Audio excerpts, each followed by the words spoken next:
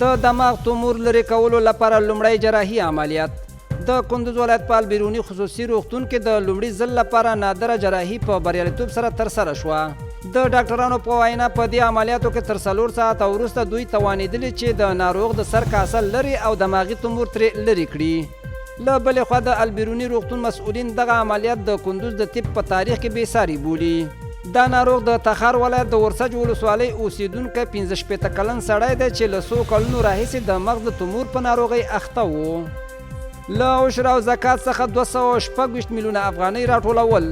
د کندوز د کرنې اوبو لګولو او مالدارۍ ریاست مسؤلین وایي چې د تیر کال په اوږدو کې 226 میلیونه افغانۍ له عشر او زکات څخه د اسلامي امارت خزانې ته جمع کړي دي.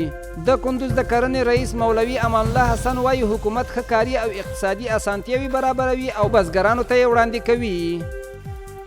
د کندوز ولایت د امام صاحب ولسوالۍ د ورزشکارانو ترمنځ د خصوصي سپورتي سیالۍ. د امام صاحب ولسوالۍ د ورزشي مسؤلینو په خبره د دغو سیالیو د ترسره کېدو یې موخه په ځوانانو کې د خصوصي سپورت دودول دي.